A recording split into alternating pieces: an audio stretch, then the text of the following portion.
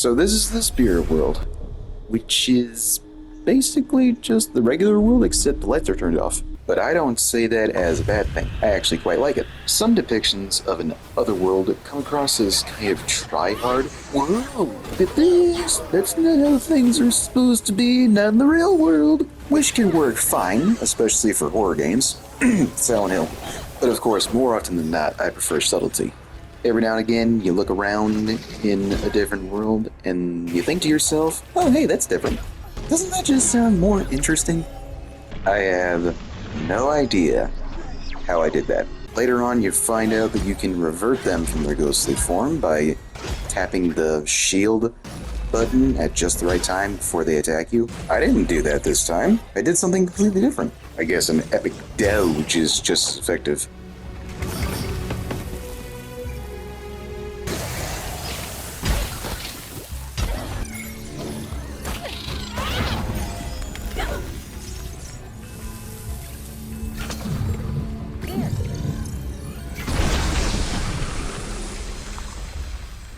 I also like utilizing the rod in order to solve puzzles, like carrying things from one place to another. So far, nothing too involved, but I think it's effective.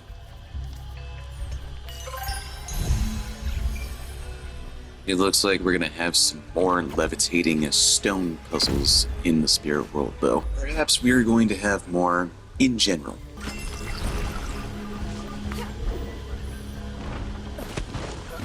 Okay, that was on me because I waited too damn long. Of course, practice makes perfect, so the more times that I do these types of platforming, the more I'll get used to them. And the more you get used to something, the less bad it seems. Even when I was a teenager, my mom would still fold my clothes. Thank you. But at a point, I started doing them myself, and of course, at first, I thought it was monotonous. Now I enjoy doing my own laundry, because who doesn't get satisfaction from cleanliness in general? I'm still confused as to how these ghosts operate, however. I have no idea what I'm doing in order to revert them to a more corporeal form, and I don't know how to aggro them to make them attack. See? I wasn't even trying to tap my shield button to make the orb appear. I was attacking him the whole time. But then, I think I pressed the button right as he was about to attack me. However, that's not how it always works. I try to tap the shield button at the right time, and it just ends up making the shield pop up too quickly or too late. And then I do it again. What am I doing? I don't even remember. And one last time for the last guy. How am I beating these dudes by accident? Why can't I remember the buttons that I was pressing in the order that they were pressed? Why does everything go by so quickly, even in slow motion, so that I can't tell what's happening? This is so unfair.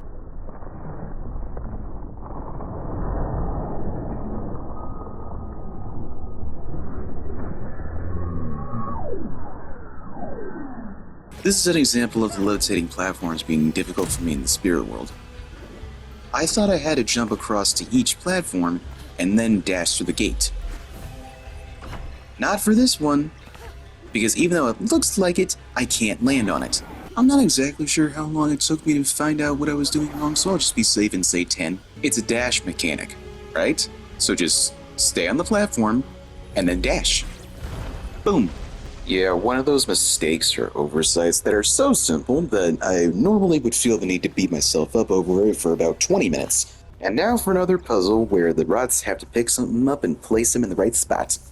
I guess the monsters appearing should have been an indication that I was doing it wrong, but that didn't occur to me immediately.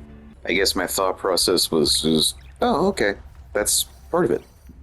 Put the bonfires in the right places and then fight some monsters before fighting the boss. It ended up being a tad confusing because I didn't realize that these bonfires had symbols on them. With the boss still in mind, this is another one of those fights where the enemy's attacks are so fast to the point where your strategy isn't going to work because your mind can't process the information fast enough, as fast as the enemy can slice you up with his sword. So whatever it is I think I'm supposed to be doing, it ain't happening. So with other bosses and even the basic enemies, I just smacked him in the face with my stick until the game told me to stop. While an enemy's attack patterns could be seen as interesting, the fight itself doesn't have much depth. It's still serviceable, but as mentioned before, doesn't really change. And only now does it offer me the chance to level up my health.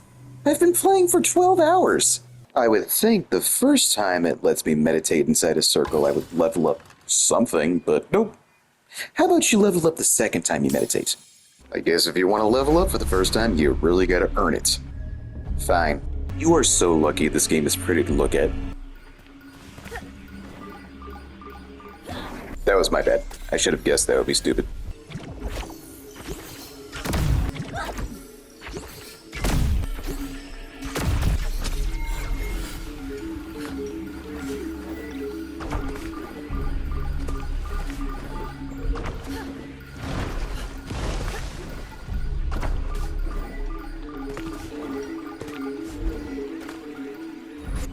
Yes!